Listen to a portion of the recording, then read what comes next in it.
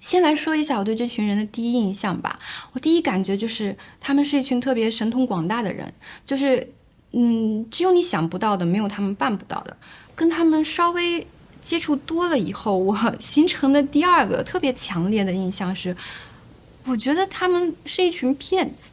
这是因为我发现他们特别喜欢引导新来的人去做一些高风险的投资，就比如说买地这件事情。大家应该记得，就是在飞机上那位坐旁边男士，他叫王总哈。这位王总当时就是推荐我去买地。但是，外国人其实，在老挝法律上是不能持有土地的。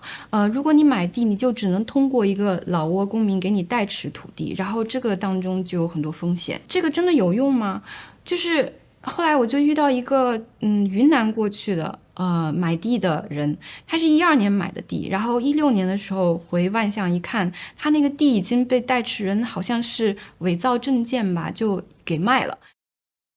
大家好，我是陈婉静，现在在德国马普所工作。非常感谢一席这次邀请我来跟大家分享一群在老挝追风口的人的故事。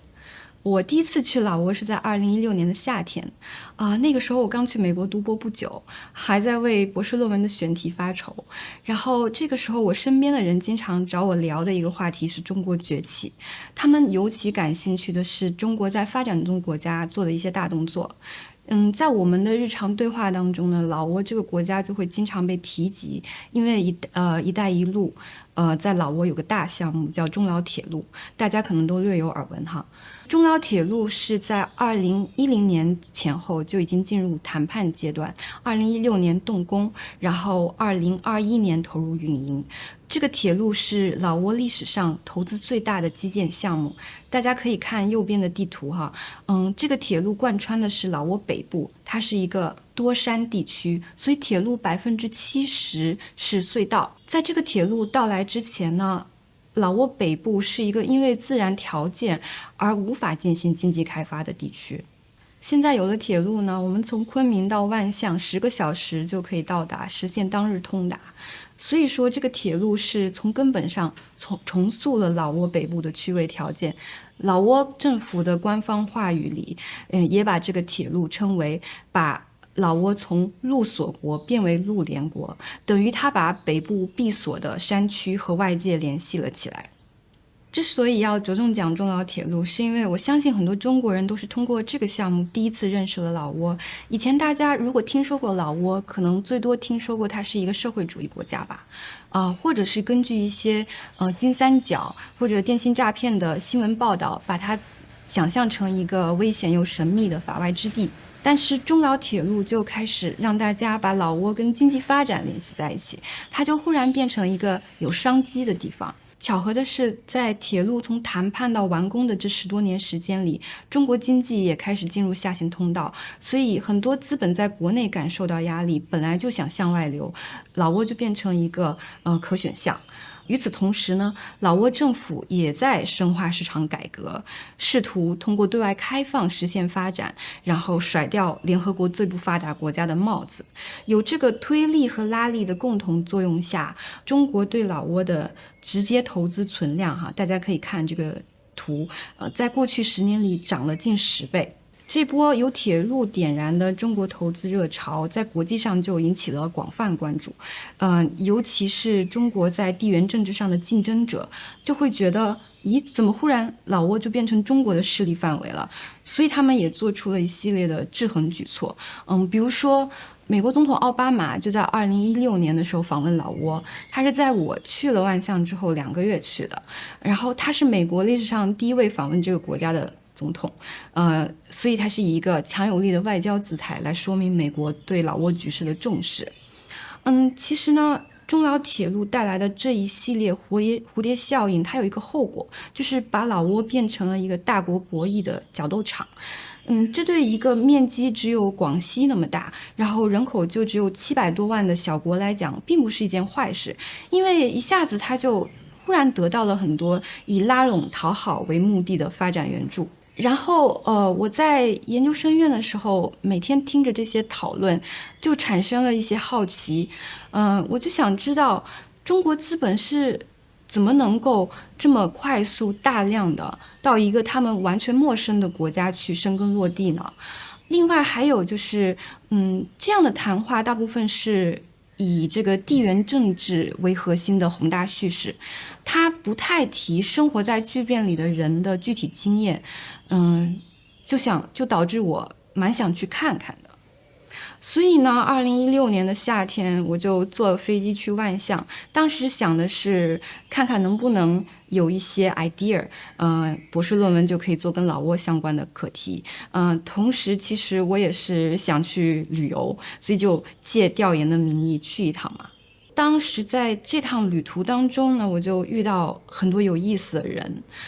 一开始在昆明的候机大厅，我就注意到，就跟我同乘一趟飞机的有什么企业外派去开拓市场的经理呀，有马上要去工程上面主持项目的技术人员呀，还有就是那种以旅游为名义去进行商务考察的私人小团体。所以他们可以说就是正在流入老挝的这波中国资本的化身吧。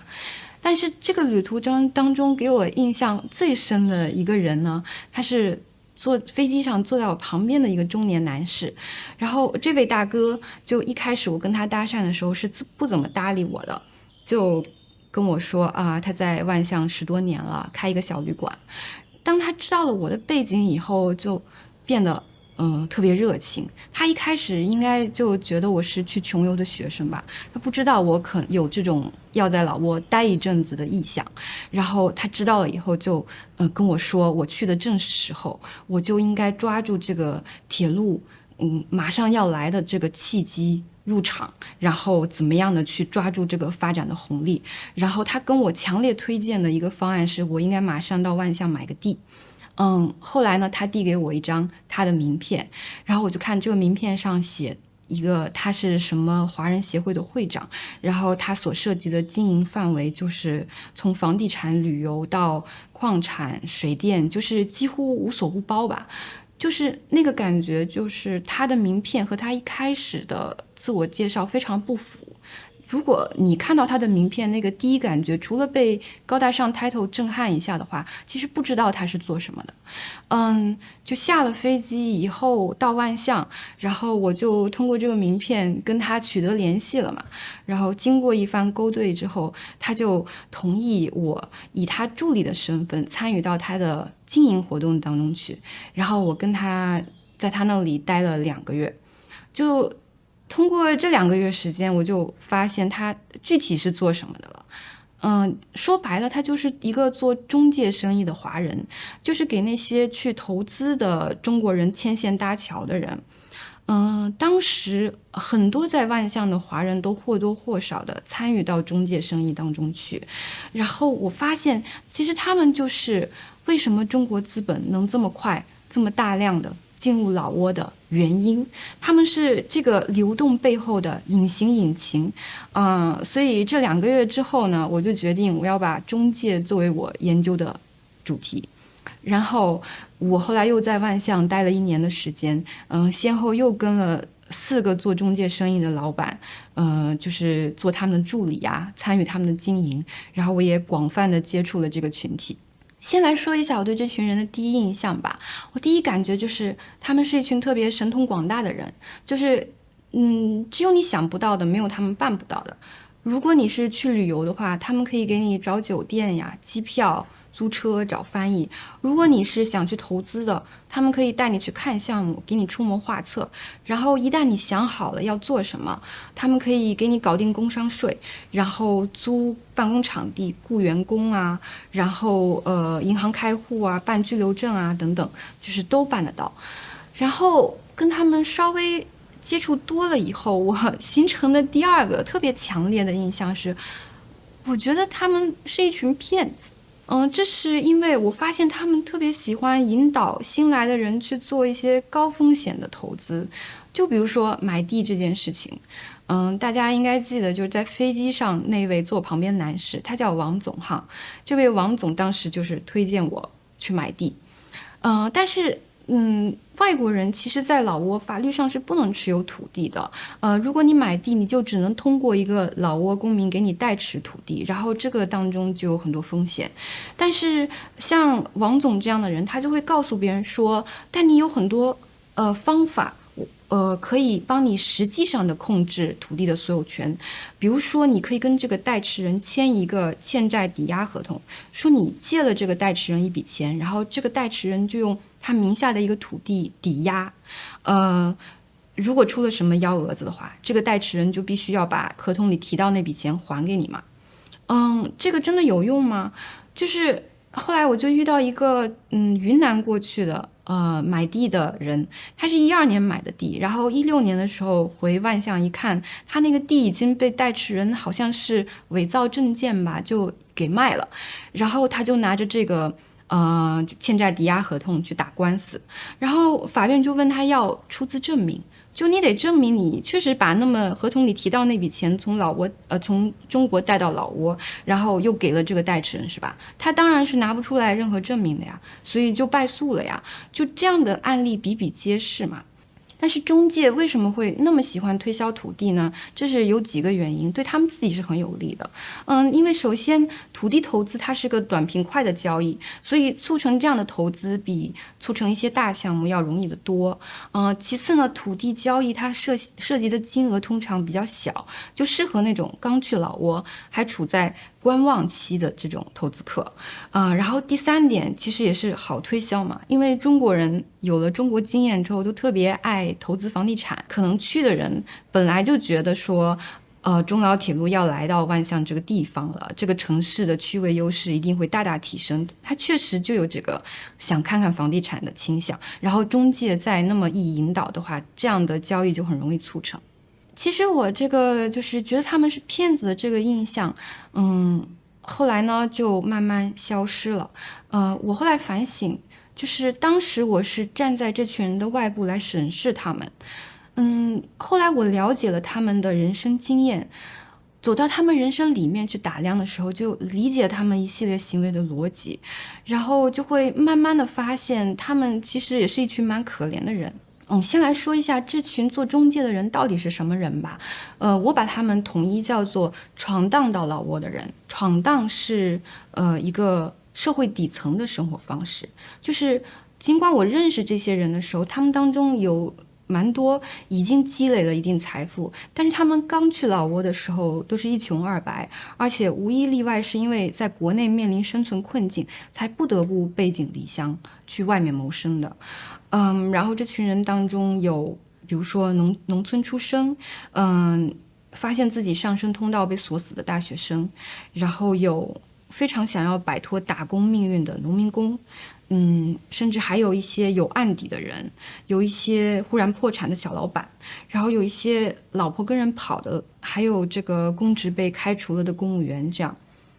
然后他们有一个特点，就是特别不愿意聊自己在中国的过往，是直到我跟他们很熟以后才会跟我敞开心扉。就有一个小伙子叫小吴，他后来跟我变成好朋友嘛，他是专门做这个土地买卖的中介。然后有一次我跟他喝酒，他就特别坦诚地跟我说，我在国内就是废物，而老挝就是中国社会的下水道，汇聚了我这样的废物。然后其实他只是一个就是农村孩子，然后上到高中就因为沉迷游戏就辍学了。我想这样的人在国内比比皆是吧。就是我当时听他这么说，心里是特别不好受的。我就在想，我们的社会包容度得有多低，才让他在国内生活的时候感到那种刻骨铭心的废物感，才觉得不得不要离开才能活下去。早期闯荡到老挝的这些人，一去都是必须要通过做小生意立足的，因为当时老挝市场经济还处于萌芽阶段，你哪怕是想打工，也找不到工作。他们一去都做什么呢？很多人其实是从流动商贩做起的，就是拿一些中国制造的小商品，尤其是五金零件啊、农具啊，然后到老挝的各个角落、村子里兜售。然后有了钱之后再转做定点的批发零售。还有人呢可能会做一些小商品农业，比如说养殖罗非鱼，然后也有人去从事那种就是针对移民群体的服务业。最典型的就是开小餐馆啊，然后药店。如果你现在去到万象，然后在中国人聚居的地方，比如说那里有一个三江中国城，去那里看看的话，你还可以看到这些小生意的形态。这些人在跟我讲他们进入老挝的经历时，我的第一反应通常是，就是这也太草率了。我经常会觉得他们是在跟我吹牛。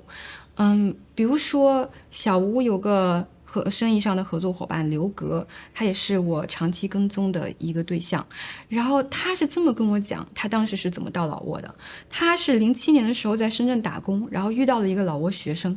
就听那个人讲老挝有多好多好，就一拍脑袋决定跟这个人到万象郊区的一个村子里开修电器的铺子。然后他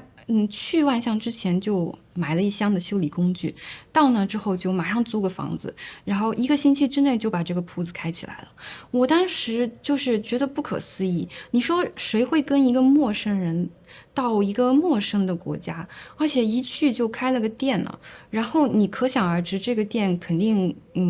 不会有太好的结果嘛。所以他经营了3-4个月以后就发现，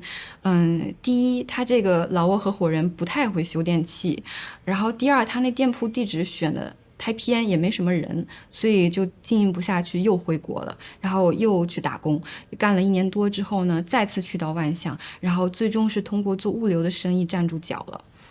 然后我问这个刘哥，当时一去为什么不谨慎一点？然后刘哥就跟我说，其实，在老挝这个地方，某一个创业的想法究竟能不能行，你去问别人是没什么用的，因为别人第一可能也不知道，第二是他们知道，但是忌惮你是个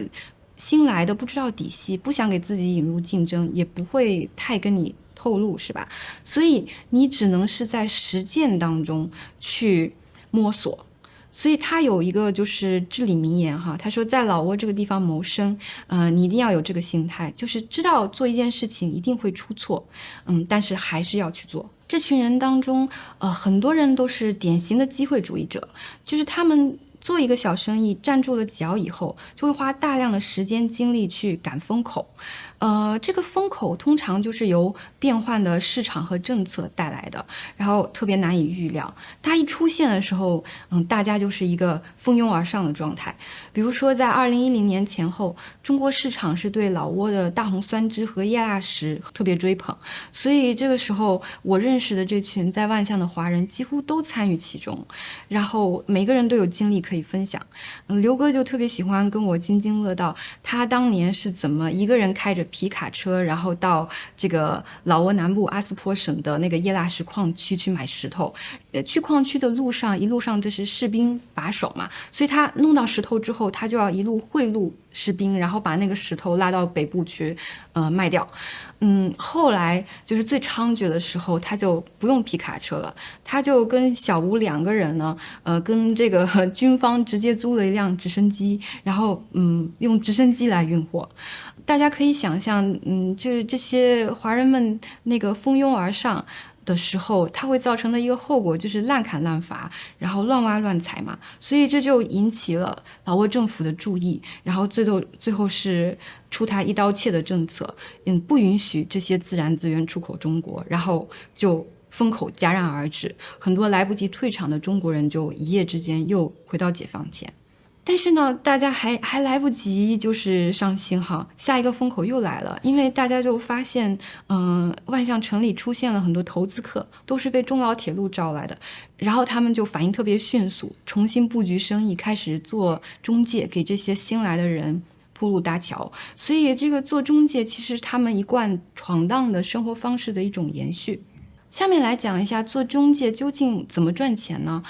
这个基本操作其实很简单，就是你到万象的交通主干道或者华人聚居的地方租个店，然后挂块广告牌，写上你可以提供的服务，比如说文件翻译啊、营业执照代办啊、土地代持啊这些，然后就等着客户上门嘛。但是这样子的话，你就只能挣一些温饱钱，它是小生意。如果你要赚大钱的话，那个你脑子里要想的是，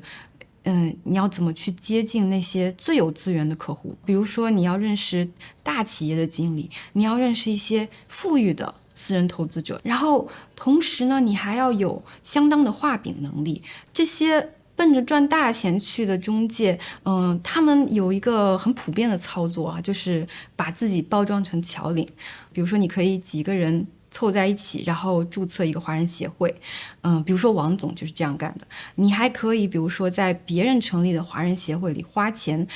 买个会长的头衔当当。比如说刘哥就是这样子，以这个平台为基础，开始就是跟老挝政府啊、中国政府走动，然后建立联系，然后参与到他们的活动当中去。比如说就是中国的一些政企代表团访问老挝的时候，通常都是由这些组织里面的会长来接待的。然后这个过程当中，你不仅可以认识人嘛，你还可以，等于说让政府给你背书，获得一定的光环，这样你在面对客户的时候就很有说服力。然后他们在日常操作当中也会特别注意实时展现自己的光环。比如说王总哈，大家都还记得那个名片吧？那名片其实就是一个道具，就是让人知道他是会长，很高大上哈。然后呢，现在大家也能理解为什么这些中介都蛮愿意我去给他们做助理的吧？因为你有一个就是有留学背景的女秘书的话，也是可以抬高你的身份的嘛。所以我和名片都相当于道具。那么在这种走侨领路线的中介当中，做的最成功的呢，他会跟大使馆和经商处建立很深厚的联系，然后最终变成中国政府承认的海外侨领之一。然后他就会被邀请参加就是中国政府主办的一些侨务活动，比如说国侨办旗下的那种世界华商大会啊，还有就是归国侨领培训班。然后这些人也就会有机会比如说登上央视啊，或者是他们甚至可以变成主旋律纪录片的主角。然后你可以想象，有这样的光环，很多去老挝的中国人在没去老挝之前就听说过他们，然后他们就一去万象，就奔着这些大人物去了。你一个中介做到了这个级别的侨领的话，就有能力去参与一些大国央企的项目。大家可能会有疑惑哈，为什么大国央企去老挝开拓市场的时候也需要这些私人中介斡旋？这其实理由很简单，因为这些大国央企在老挝，他们能获得的政治支持比他们在国内是少得多的。你去那里不但要跟当地政府搞好关系，你还要面临其他的竞争者。假设一个央企哈，它要在老挝建一个工业园区来配套中老铁路，那么他就发现万象市政府确实规划了一片工业用地，但是问题是，与此同时，可能有日本的、泰国的、马来西亚投资者也盯上这个土地，也想做类似项目，所以你就必须要找一个对当地营商环境很熟悉的中介，然后帮你出一些点子，直击老挝政府的痛点，才能拿下这个土地。在这个万象的这群中介当中，那种能够参与国央企项目的中介就是人尽皆知的，就大家平时谈话的时候都会这么说。比如说某个水电站是 A 做的，然后某个新城是 B 搞的，某个金矿是 C 弄的，这里面的 A、B、C 都是帮大国央企传承项目的中介。最后我想来说一下，我们怎么理解中介骗人这件事情呢？不只是我这么觉得啊，其实很多新来的投资者都有这个感觉，并且他们一说起自己被坑被骗的经历就会滔滔不绝。就是这种感觉是真的吗？就是我发现其实很多时候客户感觉被骗的时候，中介并不是诚心的。比如说中介这个生意，它的本质是带有一定的营销性质嘛，所以它肯定会对事实有一些夸大和扭曲，然后就是客户听了中介的话去操作，最后那个结果不是他们想象的，就会觉得中介在骗。但你说比如说土地投资这个事，确实也有一些人就是冒险投资，也拿到了丰厚的回报，那你说这个事情是纯粹是在欺骗吗？其次，有一种客户感觉被骗的情况是，实际上是中介对自己的能力的边界没有一个好的认知。这是因为中介他们自己曾经经营过的生意和他们面对的客户想要经营的生意，无论从内容还是规模上都有极大的差异。所以中介有时候在答应客户为满足他们某项需求的时候，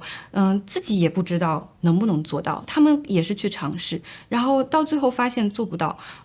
客户就会觉得被骗了。比如说有一次，就是刘哥帮一个人落地一个牛肉干厂的项目，然后这个人是个广东老板哈，去了之后就问刘哥，这个牛肉干可不可以出口中国？然后刘哥他是知道在老挝活牛还有生牛肉都可以出口中国，所以他有这个印象，就觉得牛肉干肯定没问题啊。然后他们就开始搞牛肉干厂，弄好了，然后设备都到位了，然后生产了。这个时候才发现，原来牛肉干不在中国海关总署准入的商品名录上，所以其实是不能出口中国的。这个老板就很生气，然后就会一直说被坑了。但是刘哥在这其中也不是有意的嘛，所以我想说的是，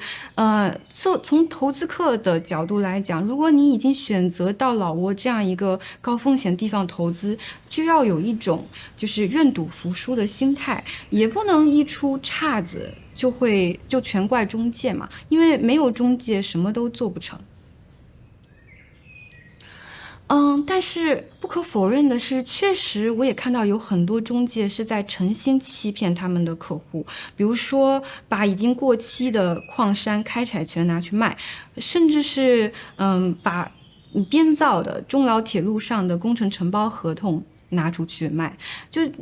怎么理解这种情况呢？我觉得首先这个是要从老挝的制度环境上来找原因，因为这个地方说实话，对于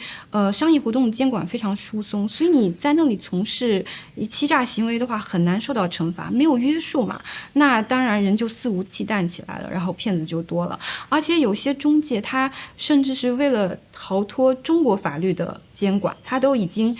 拿到老挝国籍了，所以这个时候如果有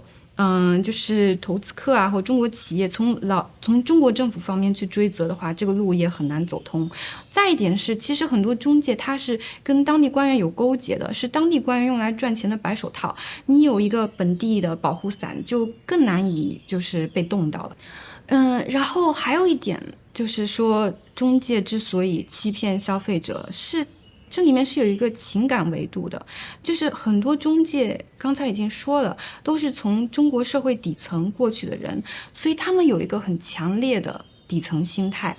而他们面对的客户大部分是来自比较优越的阶层，所以他们面对客户的时候就有一种难以言说的嫉妒和憎恶。这一个微妙的心态，我是在一件小事当中察觉到的。就是有一次，我跟王总走在街上，然后我们就遇到一个中国人，他是当时开着一辆中国牌照的黑色本田 SUV 吧，然后穿得很齐整。他当时被警察拦下来了，因为你开着一辆中国牌照车在老挝，就等于说是等着警察找你要小费嘛，所以理所当然被拦下来。然后这个人就很生气，虽然他不懂本地语言，但是他大吵大嚷，还拿手指着警察，然后警察也就生气了，本来就想要钱，当时就想把车拖走。然后这中国人一看到我们，就认出我们是中国人，就上来求助。然后王总就给他出主意，说你要马上联系大使馆。然后我们就走了。其实这个情况下，联系大使馆没有任何用处，因为大使馆不管这个事儿。你要做的是就是收敛态度，然后做小伏低，然后就是跟警察讨价还价，付钱走人。然后我就问王总，你这样不是坑这个中国人吗？然后王总就看着我说，怎么了？你可怜他，谁可怜我呀？其实他是对于这个中国人看起来蛮有钱的样子，并且到一个新的国家还趾高气扬，没有那种入乡随俗的自觉，这些行为就是很冒犯到王总，所以他是故意要让他倒霉的。那么，从客户的角度来讲，他们很少是能察觉到中介这种底层心态的。经常会不自觉地流露出优越感，就加深了中介的这种就是受歧视的感觉。比如说有一次我跟小吴一起去，就是跟一个客户谈判，那个小吴刚刚给那客户卖了地嘛，然后他就跟这个客户就是建议说，你现在买了地，然后你最好不要去把它开发成楼盘，你就把它平整一下，通上电，然后切成小块零售，这样最好。这个是非常符合老挝实情的金玉良言嘛。但是这个客户听了就嘲笑小吴，说他不懂商业逻辑，然后小吴就特别生气，就事后就恨恨的跟我说，要看这个人最后是怎么倒霉的。所以你只要理解中介生意是一群自卑敏感的人通过给一群优越但却没有自觉的人提供服务来挣钱，你就能知道为什么他们有时候觉得理所当然要坑客户，因为这个从他们的角度上来讲才是正义嘛。那最后我想说的是，这群中介他们为什么会就是说逮着一个赚钱的机会就使劲挣钱，就置道德底线于不顾呢？其实这跟他们那种完全缺乏安全感的闯荡人生非常有关系。就是你如果生活在老挝，你就会知道，这群人他们是处在一个每一天都觉得自己所有的一切可能忽然崩塌的一个就是惶惶的那种状态。我在那里的时候，我认识的这些人，他们有的被谋杀了，然后有的家里1个月进了2次贼，然后有的生意就遭遇大火就被焚毁了。这种在别处地方不太常见的偶发事故，在那是经常发生。然后同时你还要考虑到那些不确定的市场和政策因素。总之有很多东西是他们完全无法控制的，却能轻易地主导他们的人生。所以这些人他们根本没有脑子想，我在做中介生意的时候，我要把握一个怎么样的分寸，让客户觉得我不是在割韭菜，而是在诚实的做一个生意。他们满脑子想的都是我现在要赚尽量可多的钱，然后给自己的生活上保险。这样哪一天我生意做不下去，我生活还可以继续，或者哪一天我遭遇什么，我还有钱给这个警察付小费，让他们给我就是追讨损失。所以你要让一群毫无安全感的人去想这个道德的事情是不可能的。我的分享就到这里了，希望大家觉得这些故事有意思，谢谢。